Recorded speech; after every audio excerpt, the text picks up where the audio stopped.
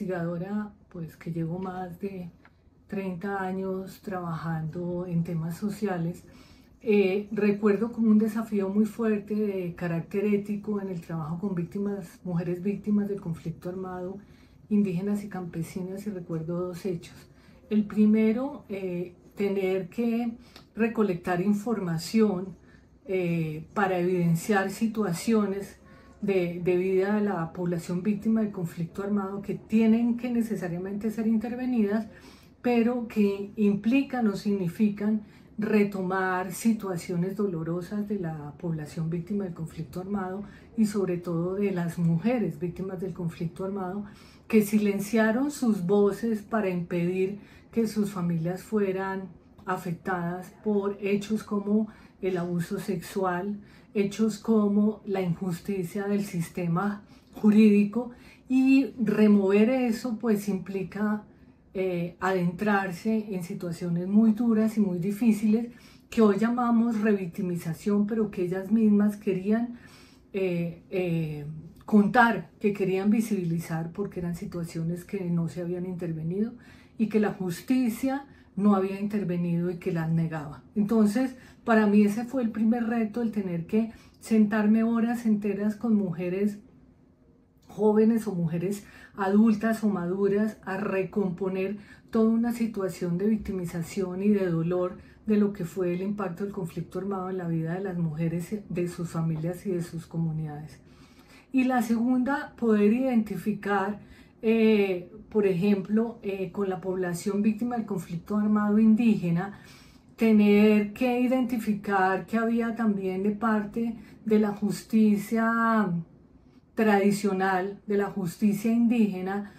una negación también de hechos como las violencias y como la ignominia, y eso llevaba a que nosotros tuviéramos que consultar con los mayores y con el cabildo gobernador las cosas que escribíamos y las entrevistas que habíamos hecho para que ellos nos dijeran que de eso podía salir publicado y que no. Para uno eso es muy duro porque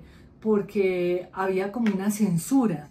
pero esa censura pues responde, digamos, a una cosmovisión de una cultura comunitaria indígena que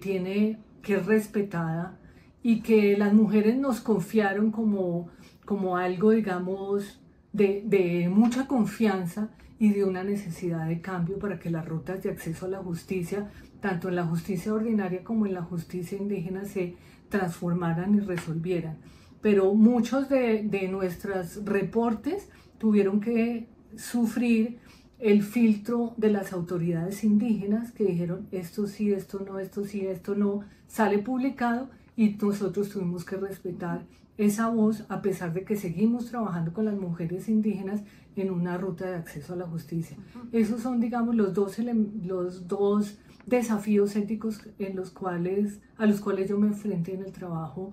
con víctimas, mujeres, víctimas del conflicto armado, mujeres indígenas y campesinas. ¿Y cómo lo abordaste? En el primer caso, digamos que fue un proceso más largo, tuvimos que partir, identificar que era necesario hacer pues un trabajo más de acompañamiento, de confianza. Tuvimos oportunidad entonces de ir varias veces a sus casas, de cocinar con ellas, de estar como viviendo la vida de ellas, para no sentirse uno como extractivista sacando la información y yéndose a hacer el reporte investigativo para la agencia que nos estaba financiando. Entonces hicimos un trabajo como de proceso con ellas cuando previamente no habíamos tenido un proceso. Entonces hicimos un trabajo como de confianza, de proceso. Incluso yo recuerdo que tuvimos la oportunidad de hacer, ellas estaba llegando el fin de año y en Navidad hacen los pasteles o las hallacas, los tamales que decimos aquí en el interior, de ir todo un día, un sábado, a hacer con ellas hallacas para la fiesta de Navidad. Bailamos con ellas, estuvimos en sus fiestas y eso llevó a que, digamos, ellas confiaran plenamente en nosotros, pero nosotros también sentir una cierta tranquilidad que lo que estábamos haciendo era visibilizando su situación con el propósito de hacer un trabajo de incidencia política y de cambio de esos problemas de injusticia frente a ellas. ¿Y en el segundo caso? Y en el segundo caso, ese sí, digamos, la resolución fue, solo había una opción y fue hablar con las autoridades indígenas y compartirles el informe final de investigación que ellos leyeron, discutieron con las autoridades, con sus mayores, y nos dijeron, esta parte sale, esta parte no sale. Entonces, en lo que ellos dijeron no sale, que eran las violencias contra las mujeres indígenas, dijimos, listo, no sale y respetamos eso porque fue el acuerdo inicial, pero por favor necesitamos que nos permitan seguir trabajando en rutas de acceso a la justicia para las mujeres indígenas del pueblo Cancuamo. Okay. Y así fue. ¿Y cuál es tal vez uno de los errores más comunes que cometen los investigadores en campo y qué recomendaciones harías? Yo creo que el error mayor es que generalmente tenemos unos temas de investigación que son muy importantes, pero no tenemos un proceso previo con las comunidades. Y entonces entramos con el mayor respeto posible, solicitando que nos den, digamos que voluntariamente nos acepten o nos rechacen, pero no llevamos un proceso previo de conocimiento y de confianza. Y eso lleva a que de una u otra manera nosotros sí seamos muy extractivistas, uno. Dos, creo que unido a eso, los procesos de devolución de datos y de información son muy pobres. En esta experiencia que les contaba de acceso a la justicia de mujeres indígenas y campesinas víctimas de conflicto armado, tuvimos la oportunidad de hacer una devolución de toda la información antes de entregar el informe final de investigación